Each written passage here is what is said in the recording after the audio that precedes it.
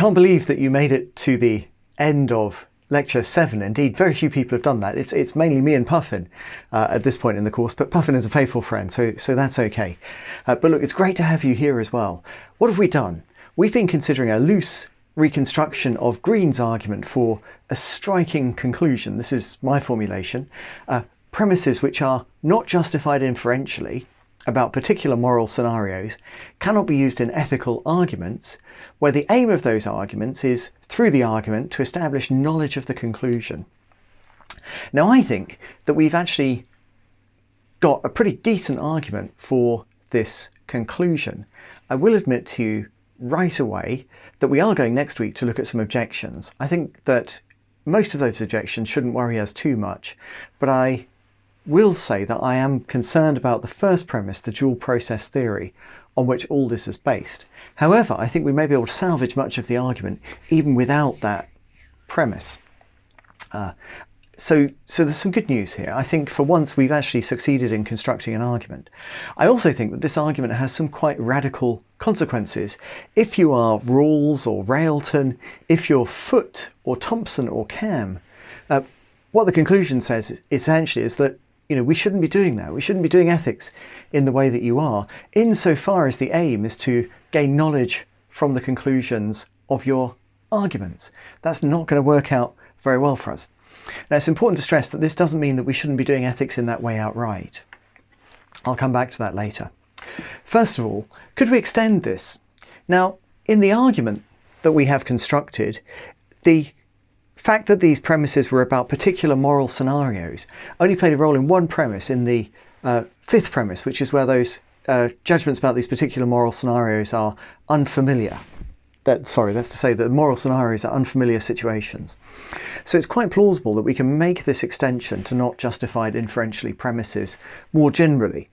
Some people say, well, that's a kind of reductio because it implies scepticism. But that's not true. What it implies is that a lot of philosophers have been doing stuff that doesn't work very well for a long time. But look at the history of science. All researchers have often pursued mistaken approaches for great lengths of time, centuries even. Nothing particularly wrong with that. It can have useful side effects and so on. It's the cost of doing business here. So that's not a sceptical conclusion if the extension works. But we should be careful. Railton gives as an example of a not justified inferentially premise, debilitating pain is, other things being equal, a bad thing to be avoided or alleviated. All right, I think that's fair enough as a not justified inferentially premise. And I don't think relying on that would somehow be an obstacle to knowledge. So I think we should be very careful with any attempt to extend the argument, although I think that there are some interesting extensions we could do.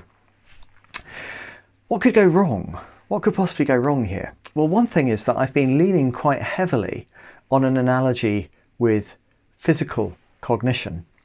I'm somewhat reassured because even if the physics doesn't work out, the analogy with numerical cognition actually works in some ways even better. To be honest, the reason I didn't stress numerical cognition is because the experimental research is a little bit more technical, in my view, to understand properly. Or we could connect to experimental research on mind reading, so cognition concerning other minds, and I think we'd get much the same result here. So I think that the comparison provides us with a fairly robust assumption.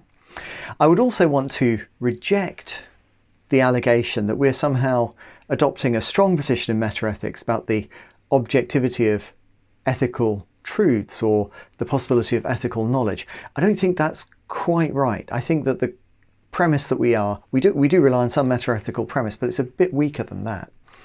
In any case, in order to diffuse this kind of worry, what I've been doing in the notes, but not the recordings, is saying, well, what would happen if we switched so that we compared ethical cognition with linguistic cognition?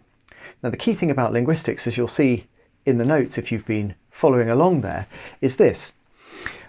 Standardly, when linguists characterize what they're doing, they regard themselves as characterizing the structure of the mental faculties themselves.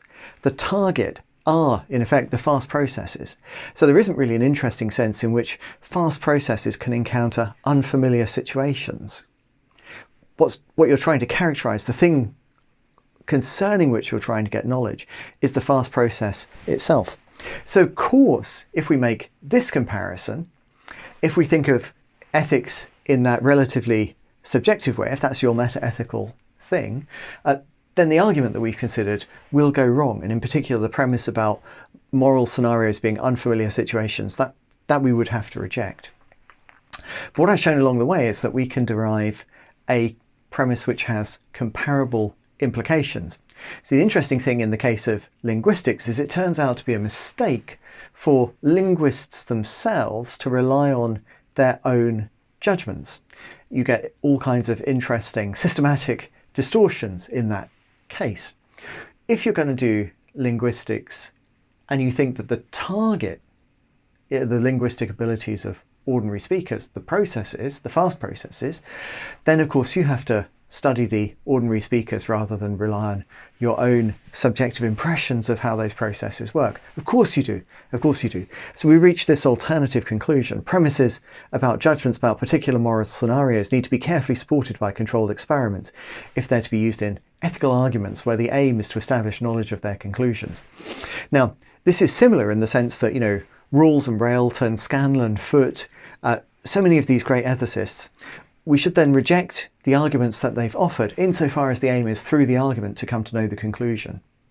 On the other hand, this gives us a rather more straightforward way of attempting to gain ethical knowledge at the premise of, I think, quite a dark view about what ethics really is. Go back and check out Moral Foundations Theory to see why this comparison yields us a rather dark view about what ethics really amounts to. But my point is that it doesn't matter terribly much which comparison you go for, as long as there is some comparison that you're prepared to make, some other domain of knowledge where you can draw on useful and quite deep discoveries about the cognitive processes and how the fast processes work, then you're going to come up with a comparable conclusion here. So to my mind, it's not important which comparison you make. You don't have to buy the comparison with physics, you don't have to buy the comparison with linguistics. What you should do is use knowledge that exists concerning fast processes in other domains in order to put yourself in a better position concerning the less well-studied domain of the ethical. That's the really critical thing. I suspect that whatever reasonable comparison you make, you're going to come close to a conclusion like this one, which makes all kinds of trouble for ethics in the way that many great philosophers have been doing it. But last thing, I'm off, I'm nearly there. I've been stressing that the crucial thing here is where the aim is knowledge. That's to say, where we're trying to use the argument in order through the argument to gain knowledge of the conclusion. Now, there are a variety of other things that we might find useful. So it might be useful for us just to understand, well, if we accept some premises, what follows? That can be an extremely useful thing. If we accept some premises, what follows? We may not want to know the conclusion. What we may be more interested in is understanding which claims are consistent with each other, which are inconsistent. What does the structure of the space look like? How many different positions, consistent positions, could there be? Which positions imply which other positions, and so on. So that can be an important thing that a philosopher can provide. The other thing that a philosopher can provide, and historically I think philosophers have been quite useful in this, is that philosophers can provide the material for conjecture. So they can provide a well worked out series of guesses that sort of fit together in a rather elegant and interesting way, which then can be used subsequently to develop theories that generate readily testable predictions. So there's nothing at all wrong with the idea that we might be interested in constructing, doing ethics, much as, our heroes, Foote, Scanlon, whoever they are, Thompson, Railton, are doing. We might want to carry on doing that for reasons other than the thought that we can gain knowledge of conclusions by using the arguments that they offer. So what's coming next?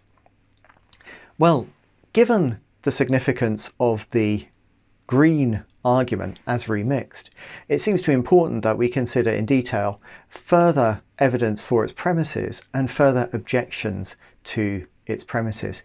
If we can knock down the argument, of course that will be an interesting result in itself. So that's one thing that we ought to keep in mind. So thank you everybody, including my friend the Puffin, for being with us this week. I'm very much looking forward to seeing you in the live question session on Thursday and next week, where we continue to examine Green's argument against ethics.